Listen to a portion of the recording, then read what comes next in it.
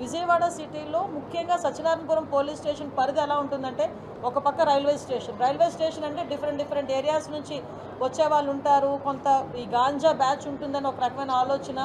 ఆ ఏరియాస్లోకి వెళ్తే నైట్ కూడా తిరగలేము అన్న ఒక ఫీలింగు. అదేవిధంగా ధర్నా చౌక్, ఎప్పుడు ఏ పార్టీ వాళ్ళు, ఎప్పుడు ఏ ఉద్యోగస్తులు, ఎప్పుడు ఎవరు ధర్నా చేస్తారో అది మానిటరింగ్ చేయటం. సో ఇటువంటి కొంచెం మనకు చెప్పాలంటే చాలా ఎక్కువగా హాట్స్పాట్స్ ఎక్కువగా ఉన్న ఏరియా ఇదంతా కూడా.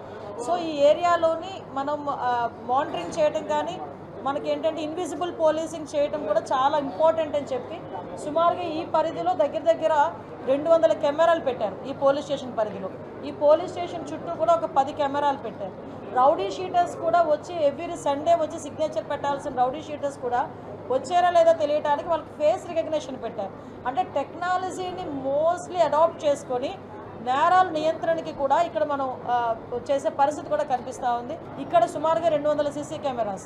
అంటే ఇంకొకటి ఏంటంటే ఇక్కడ కూడా మానిటరింగ్. ఇందాక నేను ఒక దగ్గర విన్నాను, మన వాళ్ళు చెప్తా ఉంటే ఈవెన్ మనకి ఎక్కడైనా లాక్ చేసిన హౌస్కి కూడా వాళ్ళు కెమెరా ఫిట్ చేసి ఆ మానిటరింగ్ కూడా ఇక్కడ పెట్టుకుంటున్నారు. అంటే దొంగతనాలు కూడా జరగకుండా మీరు అబ్జర్వ్ చేస్తే ఏ నేరం జరిగినా కూడా వితిన్ 24 అవర్స్లో పట్టుకోగలుగుతున్నారు పోలీస్ డిపార్ట్మెంట్. అంటే ఆ ఇన్విజిబుల్ పోలీసింగ్ ద్వారానే. ఈవెన్ డ్రోన్ వాళ్ళు ఉన్నా లేకపోయినా ఒక డ్రోన్ రోజు కూడా ఈ పరిధిలో తిరిగే పరిస్థితి కనిపిస్తూ ఉంది. కాబట్టి నేను ఎందుకు ఇంత క్లియర్గా చెప్తున్నానంటే ఒక పక్క పబ్లిక్కి రక్షణ కల్పిస్తున్నామని వాళ్ళకి భరోసా కల్పించడం ఒక పక్క అయితే, ఇంకో పక్క నేరస్తులు చేసేవాళ్ళు కూడా కొంచెం అది తగ్గుతుంది, తగ్గుముఖం పట్టాలి, మిమ్మల్ని ఎవరు కూడా వదిలిపెట్టారని చెప్పడానికి చాలా క్లియర్గా ఇవన్నీ కూడా చెప్తున్నాం.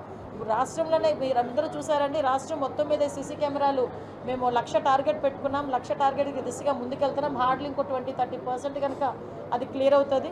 నెక్స్ట్ ఈగల ద్వారా మన గాంజాని కూడా అరికట్టేదానికి ఈగలు కూడా చాలా ఎఫెక్టివ్గా పనిచేస్తుంది. మీరు ఈ మధ్యకాలంలో చూస్తే ఈగల్ కల్టివేషన్ తగ్గింది.